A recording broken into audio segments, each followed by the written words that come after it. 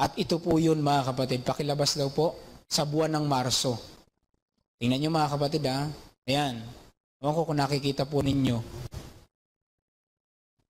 Ngayong March 3 o bukas, magkakaroon tayo ng wish date viewing o yung live streaming po. Ito po yung pinanood dun sa Araneta na wish date tide. Ngayon mga kapatid, ang gagawin natin tides. Di pala tide. Ano pala yung sabon? Ayan, wish date tides. Papanoorin natin yung nangyari po sa Araneta. Loobin bukas ng alas 6 po yata yan, alas 7. Lahat tayo mga kapatid, kahit yung mga nakapanood na, ay manonood tayo sa mga bahay-bahay natin at i-open din natin ang lokal. Kaya mga kapatid sa Artist Guild, baka pwede pakidesign na natin yung lokal, gawin natin parang Araneta. Kaya yun? Ibig sabihin presentable. Yung mga hindi manonood sa bahay nila sa cellphone, dito sa lokal manonood, pwede po mga kapatid, papanoorin natin po yung ating pong wish date tides. Hindi pa yan, brad, ano? Nandito pa lang tayo. Yan. Opo, kaya bukas mga kapatid, manonood tayo ng wish date tide dito sa lokal at sa inyong mga bahay. Lahat tayo mga kapatid. Bakit po lahat? Kailangan po ni YouTube, KDR channel, na mapalakas po ang views para magkaroon ng advertisement.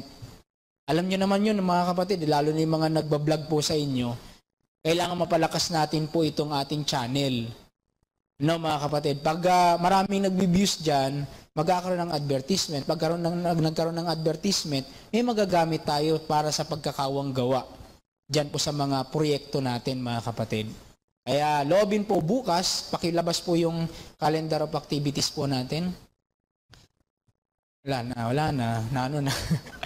Nahilo na. Naantok na po yata. Sino po ba nakaupo dyan? Ayan.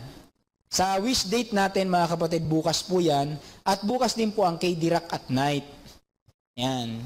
Ibig sabihin, hindi pa po tapos tayo sa pagsuporta dyan mga kapatid sa KD-Rock at night. Yan. Sige po. Yan yung mga performer natin. Balik tayo sa calendar of activities. Ilis po, may papasok pa. March 7, yan po yung ating inauguration sa PPO. Ano mga kapatid, yung ating nabanggit nung nakaraan na pagtutulong-tulungan. March 10, magkakaroon tayo ng UBL Season 2 opening o yung volleyball. Yung charity para sa mga, yung game para sa charity po ng, yung volleyball na nga po yan mga kapatid. March 17, KD-Rock at night po ulit. March 20, mass bloodletting. March 21, Grand Fiesta ng Diyos. Ibig sabihin mga kapatid, preparasyon ito para sa March 22 to 24 na SPBB. Tapos March 31, UNTB Cup. Ayan po yung mga susuportahan nating proyekto mga kapatid. Ngayon pa lang sinasabi na po natin. Kaya lang, para hindi malito ang kapatid, ginawa natin ang sistema. Ito po ang ating magiging focus. Weekly mga kapatid. Gaya ng ating pinanawagan, nag-start na po tayo sa first week. Ang ating first week po ay inauguration at saka second week. Ayan, nakukuha nyo mga kapatid.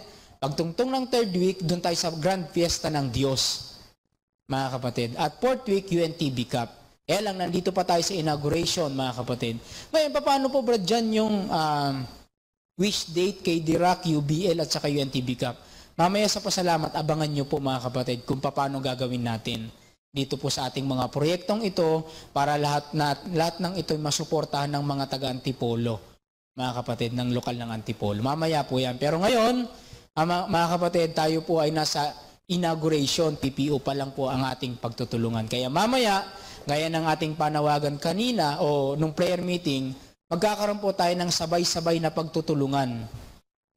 Gaya ng ginawa po natin ng ibang mga proyekto sa pasalamat. Mga kapatid, yung mga nandito sa lokal, pwede po ihulog sa box. Yung mga wala sa lokal, pwede po linggo loobin ihulog sa box mga kapatid. Mamaya po yan sa ating pong pagpapasalamat. O ready tayo mga kapatid ha? Mamaya po yan. Sabay-sabay tayo magtutulungan mga kapatid. Next. Napakaraming project ngayon, biro mo. Concert monthly. Bukod pa po yung concert weekly sa KD-Rock. tapos merong PNP, basketball, UNTB Cup, merong volleyball. Tapos bukod pa yung pang mga kapatid sa lokal, yun din pa yung magbabayad ng ano nila. Kaya ano po mas marami pong abuluyan ng MCGI kaysa sa abuluyan ng Iglesia ni Cristo. Bro, pakisuyo po. Kahit hindi nyo po masagot, bakit ayaw nila magbigay ng resibo kahit hindi sana magbigay ng resibo sa abuluyan, kahit sana yung patarget na lang sana, pati yung rent at utilities, magbigay sila ng resibo.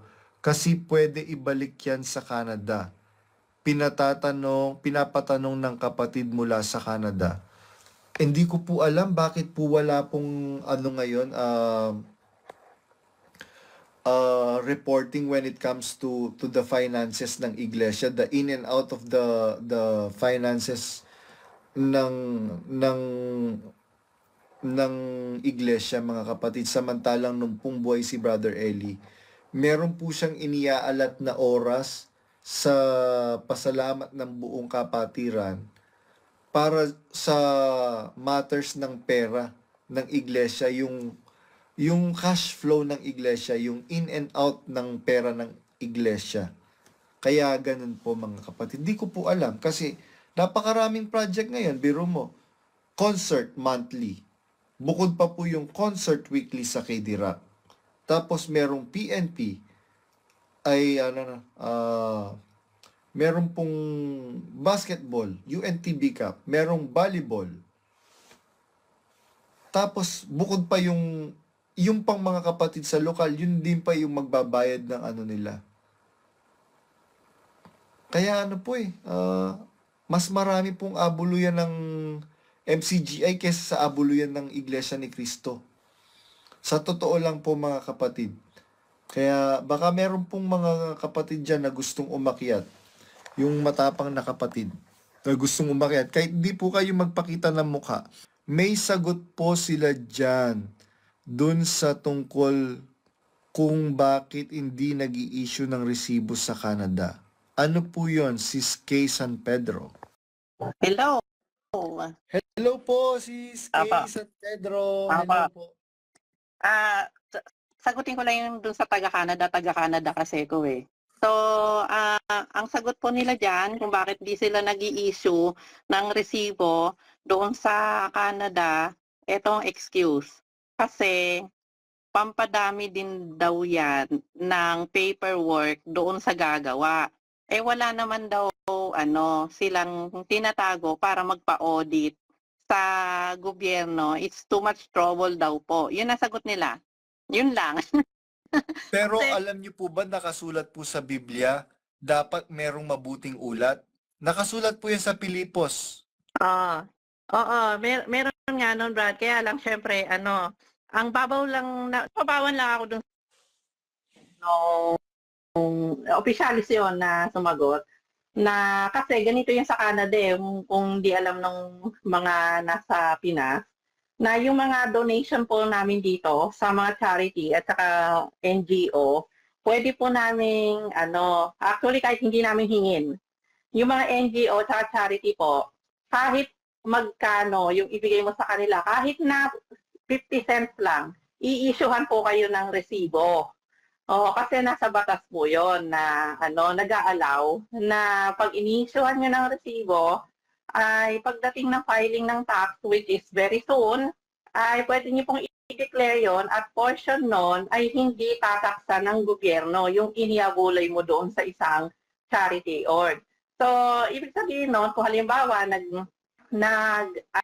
abuloy kami sa MCGI ng $1,000 at niresibuhan kami, pwede namin yung i-declare sa tax at part nun ay hindi tataksa ng gobyerno kasi nga charity or religious donation po yan o donation na tinatawag.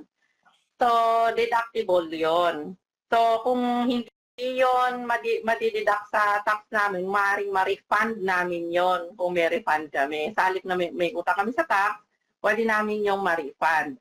Ganon kaya hinahanap ng kapatid. Ngayon, ang sabi naman nasagot bakit hindi na nag-i-issue ng resibo ay dahil maano pa yan, matrabaho sa papel. Ganon. Marami na ginagawa o trabaho yung mga nasa admin para abalahin pa natin sa resibo. Kasi pagka nag-issue ka ng resibo, Brad, ang nangyayari niyan, maa-alert doon sa, kasi obligatory kasing mag-report ang ang mga NGO and charity or religious org na mag-self-audit at mag-submit ng kanilang mga finances sa gobyerno ng Canada. Ngayon, kung ganyan pala na marami silang natatanggap na resibo, hindi naman sa hahabulin sila ng Canada, but may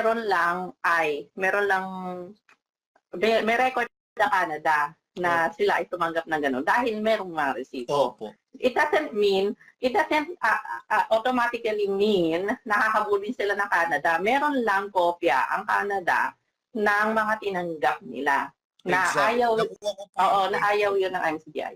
Opo. Ibig sabihin, ayaw ng MCGI dyan sa Canada, particularly, kasi taga-Canada yung nagtanong ayaw ng MCGI sa Canada na magkaroon ng record ang gobyerno sa in and out ng pera ng MCGI sa Canada. Did I get it right? Oo, correct. Kung sasakyan natin yung palusot nila, na posible din, na pwede rin totoo, ayaw nila ng maraming paperwork. Pero napaka-shallow po nung reason na yun. It's very shallow. Right? Parang pang grade 1 lang yung reason. Oo, ang sumagot po sa akin yan, opisyalis. Ang pangalan niya po ay Malboro Teñoso, lokal ng Regina. Yon. So, kung nasagot niya sa akin yan, malamang masasagot niya rin yan sa iba. Yon. Kaya nga po, alam niyo po, sabi po ng Panginoong Jesucristo, ibigay ninyo kay Cesar ang kay Cesar. Give unto Caesar what is due unto Caesar.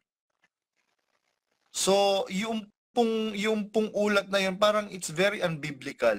Kasi sabi ni Brother Eli, kaya nga tayo nagsama-sama dito, huwag tayong maglokohan mga kapatid. Kasi kung lokohan lang, maghiwa-hiwalay na tayo. Hindi po ba? Kaya nga, ilan taon na po kayo sa iglesia, sister? Tumagal din ako ng na halos 19 years. 19 years? Alam niyo po, yung 19 years, hindi po bibirong taon po yun. It means to say, you have spent so much of your time sa church, not only the resources, the puyat, the pagod, the efforts, marami. Napakarami niyo pong ininvest sa church, and then all of a sudden, itong si Daniel Rason ang sasabihin niya, ayaw niyo sa iglesia? Di, umalis kayo. Go ahead, make my day. Bawas kayo sa sakit ng ulo ko. Kaya yun yung hindi matanggap ng mga kapatid ngayon. Bakit? Pagka ba nagtanong ka ngayon, ibig sabihin ba, laban ka na sa iglesia, laban ka na sa mga ngaral? Ayan po si Sis Kay San Pedro from Canada. Yan. I hope yung sagot ay yung tanong ni ng kapatid na si Brad Mosquito Dos nasagot po.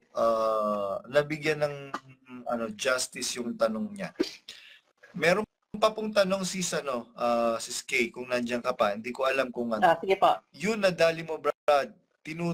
Tinutuligsa ni Brother Eli yung daming abuluyan ng INC. Mas marami na ngayon, pati yung pagsayaw at rock and roll sa Born Again, diba ginagawa na rin ng MCGI? Diyan po ba sa lokal po ninyo, Sis Kay San Pedro, marami din po bang tulungan dyan? Baka sa Pilipinas lang po. Marami. Dito nga po yung galing yung F418, Mission Thessalonica, nagkaroon pa dito ng mga van project, nung ba yun mga natatandaan ko yung mga naalisan, mga naiwan ko na Oo, marami din, marami din. Kasi po, Kagaya lang din ng Pinas. para po sa inyong kaalaman si Skay, yung pong iba kasi ang akala po nila, nag-iimbento lang ako, naninira lang ako. So mas maganda ang magsalita yung mismong mga tao na saksi.